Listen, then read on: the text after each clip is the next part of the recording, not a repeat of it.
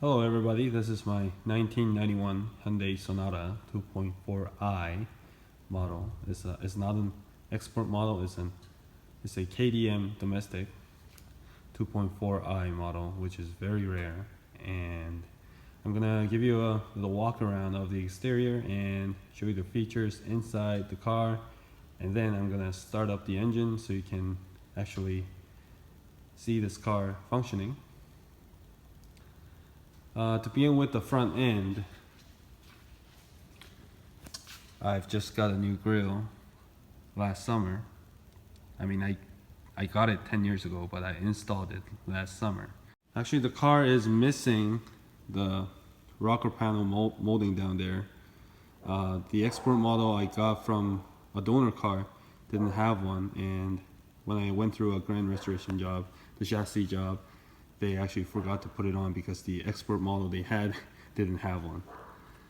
And they even lost the original one, so that's a bummer. And the molding on the side, it has to be painted, but it's not, so I'll handle that. And the molding on the fender doesn't match the rest. Well, I've got the exact matching one, but somehow they didn't put it on, so I'll correct that. And this window, because I don't drive this car as my daily ride anymore, the window motor is kind of stuck with you know what I mean. You can hear it click, but it wouldn't actually move. So I'll need to handle that. I'll give you your quarter view. I think showing a view from this side will be better because I've got walls and everything there. Okay, so this is how the rear looks like. And this is the original 1990 plate. CCK is a classic car club in Korea, which I'm active in it. And these are some vintage stickers right there.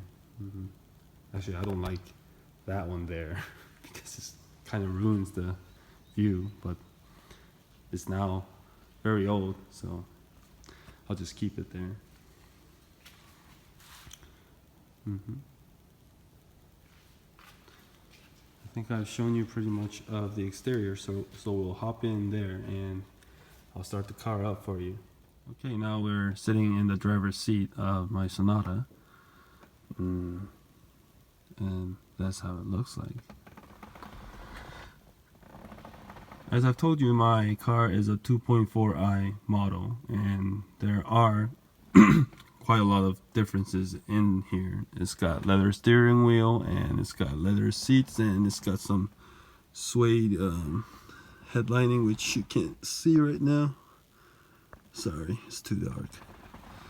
Anyways, and it's got this metal cassette player deck, and that's about it. So to tell you about the digital dash, I'll just turn the key twice to on without starting the engine, and I'll show you how this digital dash looks like. All the lights will come on, and it's kind of cool to watch. This bell is to remind you to take your keys with you when you leave the car. So you shut the door, can't hear it anymore. So here it goes. Take a close look.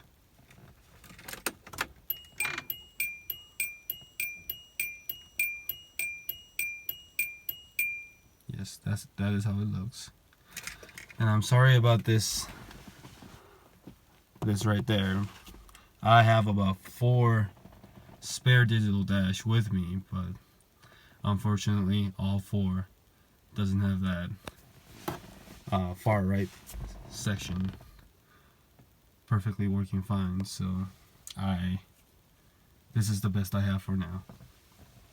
Well, the car has 411,000 kilometers, so please understand. And I'm going to start the car up right now.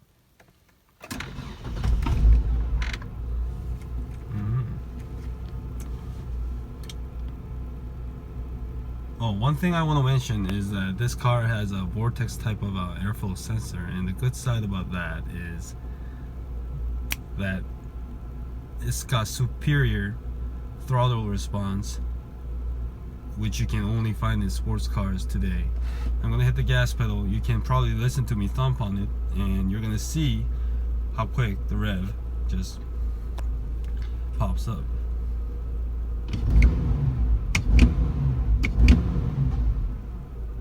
So that is pretty decent, huh? So that is the digital dash, and another function I want to mention is this steering wheel remote control, which is also illuminated. Unfortunately, this doesn't work as of now. It's quite funny that it's located in the middle bottom. And also cruise control. Folks out there in North American market, it's not a big deal for you because every car has this, but in Korea back in 1990, this used to be a big deal that only luxury cars used to have. So that is the cruise control. It's kind of a GM style, like Corvette style, just on the other side of the steering wheel. And this is the automatic climate control. Well, it doesn't look automatic, but it is actually automatic. So you set your temperature and you press on which direction you want your cool wind to come out, and you place it on auto, then the car will automatically just adjust fan speed. But unfortunately you can't hear anything because the blower motor is located down there, and I had one spare, but I already used it and it's not working again, so I have to get another one. It's a vacuum operated type, so when you press on the buttons you can hear it like going like pss, pss. Right, you just gotta leave it off. And this is the cassette deck player deck, and I think older folks will remember we used to have this high-end sound systems with metal cassette tape compatibility. And if you can remember, ordinary cassette tapes used to have that brown magnetics, but metal tapes actually had that metal, well, also magnetic stuff, but in metal, shiny like metal. You could record music onto them, and it's going to have better sound when you play it. So I'm gonna turn this on. Right now it's in radio. And the funny thing about this audio deck is that the volume doesn't work. You can't adjust it by a knob, but instead you have buttons down below, and you can click on it to raise it up and down. So I'm gonna turn that back off.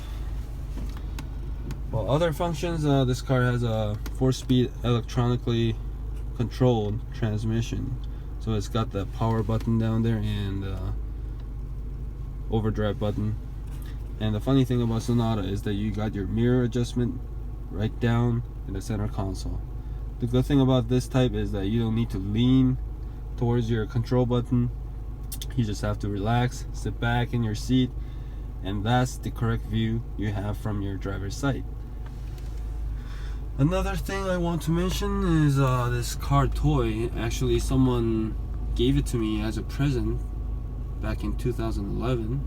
It used to be cheap, but now those things are becoming classic toys, and they are surpassing like a $1,000 mark American. So that's crazy, right?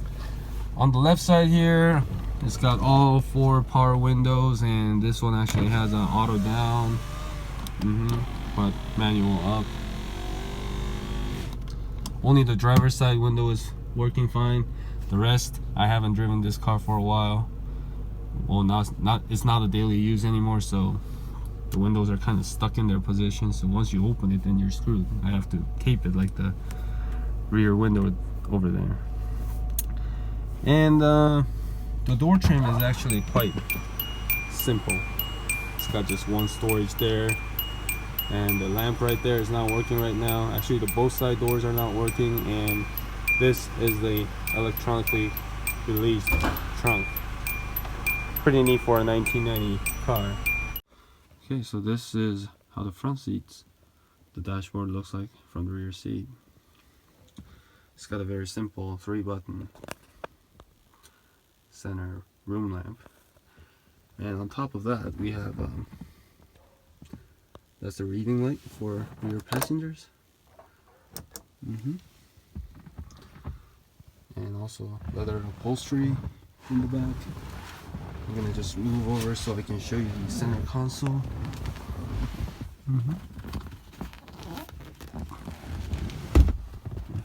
That is how it looks, and it's actually got a flip top that you can open, and you have a small storage. Well, nothing special, but better than nothing. On the back, well, you can see the rear shelf is in blue. That's from the donor car, and it's not correct. I have my correct ones, but I just got too lazy to install them. And the Korean domestic models don't have that CHMSL stop lamp, but I've installed it from the export model. So this is the trunk. It doesn't have any release, a button release from the exterior. You just have to stick your key in there and rotate it, and then it will release. And that's how the trunk looks like. It's not quite clean, but it's completely stock with that fuel release door. Fuel door release, sorry about that. And I'm also missing a spare, which I have the wheels, but I don't want to put them in unless they're restored. And this is a stock toolkit. That's a 30-year-old stuff. It's got minimal tools that you can use in case of an emergency. Okay, this is the engine bay of the Sonata. The first thing that catches your eyes is that the engine is located on the driver's side when this is a left-hand drive car. That's because Hyundai used to rely on Mitsubishi back in the days, and they weren't even capable of switching the design for a left-hand drive vehicle. So that's one historic feature right there. And the rocker arm cover actually belongs to a Hyundai Grandeur Azera for some of you guys, the first generation model. And that's because I swapped the identical engine from a Grandeur back in the days when I got this new engine. But however, if you look close down below, everything is shining silver down there, which means the engine is new. Everything else, they just put back everything that used to be on my original car, and there's no fancy stuff. Well, the car has only one fan on its radiator, but that's common for cars this old. And it's got a quite cute sized brake booster there, and these stuff are for the cruise control. You can see the wire that runs all the way back and into the throttle right there. So there's nothing much to explain here.